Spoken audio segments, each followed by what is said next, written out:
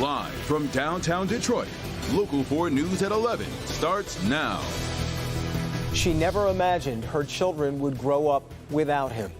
One of the things she said to me when it happened was, I only got 9 years with him. And it breaks my heart because she's right. He was only 40. He should be here with us. Despite the shock and grief, the family of Officer Lauren Courts wants you to know what an exceptional man, father, and police officer he was.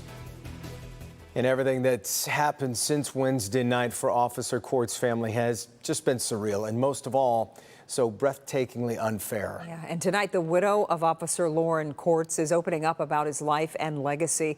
Mara McDonald joins us live. And Mara, what a difficult time for that family.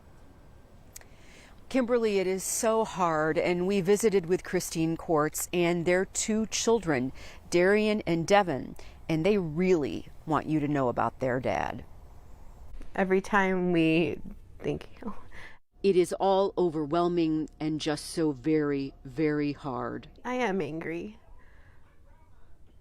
but I'm more sad. I'm sad that I don't get to see him again, and we don't get to hug him again. I'm sad.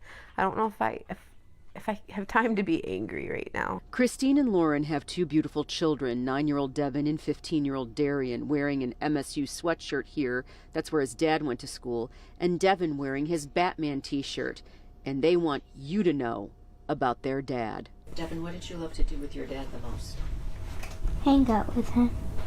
So when you guys were hanging out, what would you do? Watch a movie or just play together. He would put aside anything if we needed anything. He was just always there for whatever we needed. Lauren Courts loved being a Detroit police officer, but Devin and Darian were his number 1. I keep asking why. Like, I prayed so hard.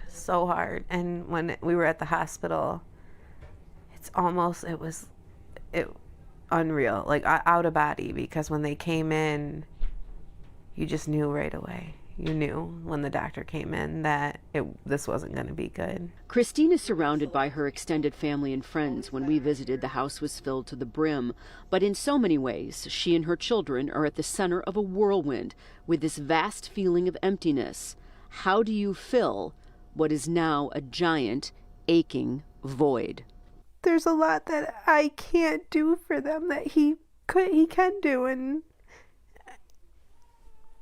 he was supposed to be here to do that, and now there's just some things I won't be able to do, but I'm going to do the best I can. Back here live, Lauren Courts worked a lot of hours at DPD. Christine says his whole attitude was first one in, last one out. So you can imagine how excited everybody was that he was taking next week off, the whole week, and they were planning a vacation up to Cedar Point. Well, next week is going to be entirely different now. We're live in Plymouth tonight. I'm Mara McDonald, Local 4. There just are no words, just heartbreaking. All right, Mara, thank you.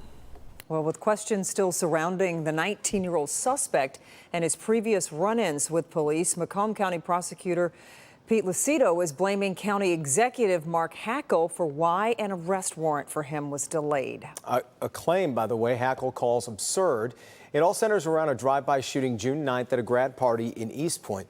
A warrant request was submitted to the Macomb County Prosecutor June 22nd against the suspect, Imani Davis, but it wasn't processed until yesterday, a day after Davis shot and killed Lauren Courts and was himself killed.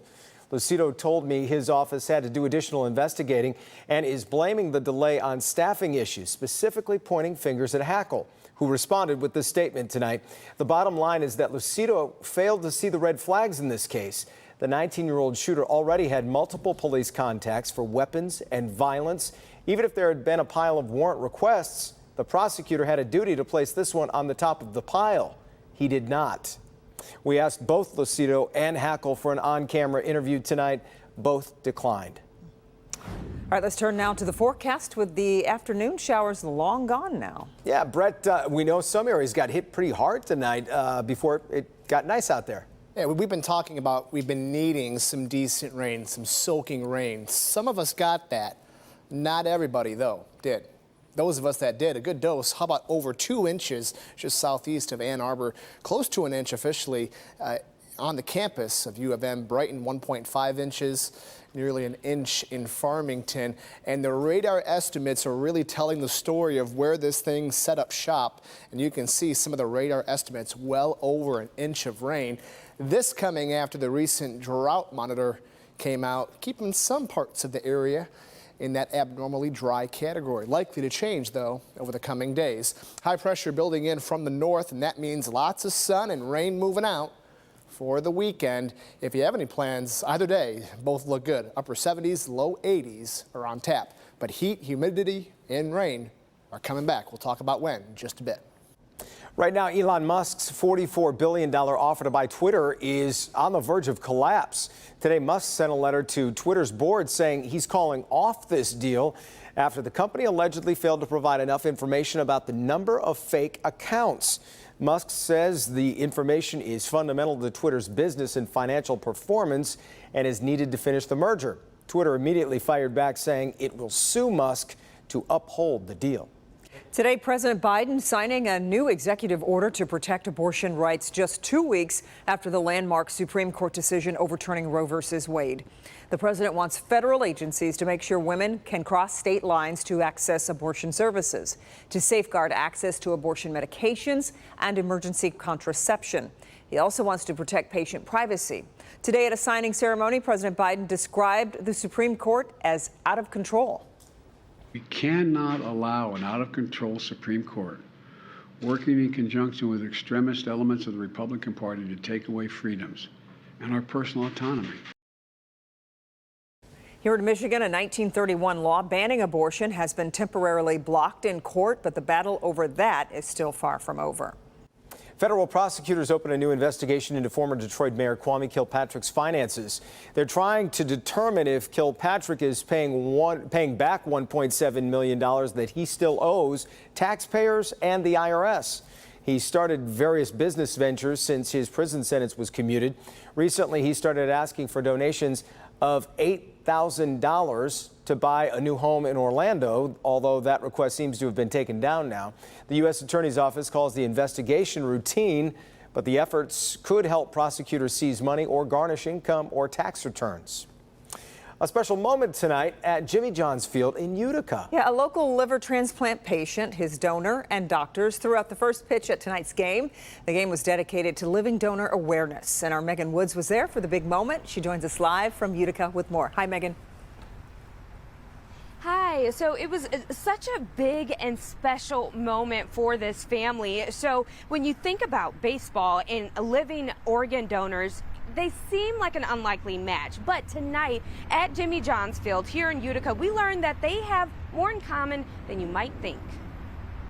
And I think of living donor liver transplant as a triple play. You've got the person who needs an organ transplant, a compassionate donor, and a healthcare system. Dave Golbinski knows the play all too well. In 2013, he was diagnosed with PSC, an autoimmune disease. They said that there's really no treatment other than a liver transplant. In February 2019, he was put on the waiting list, but little did he know his brother-in-law, Mark Dybis, was testing to become a donor. I wanted to talk to Dave desperately, but at any step of the program, you can fall off that list. Mark ended up a match, and in November 2019, the two had a successful surgery at a Henry Ford Health Hospital. Not only do you save the life of the recipient, you also free up another organ from the transplant list. That was fun. Rock and roll. We're at a baseball game today. It's kind of a double header. And Friday night, they got the chance to inspire others to be heroes. They threw the first pitches with their transplant surgeon and nurse, and Mark was honored as a hometown hero. It's quite easy to recover. 6 weeks and a human liver returns to its full mass, and you wouldn't have even figured it happened. And Dave, the man who received that liver transplant, says him and his wife actually launched a new nonprofit this year to bring even more awareness to living organ donors. For more information, we'll have that on clickondetroit.com. Live in Utica, I'm Megan Woods, Local 4. That awareness is so important. Great story, Megan. We appreciate it. Yeah.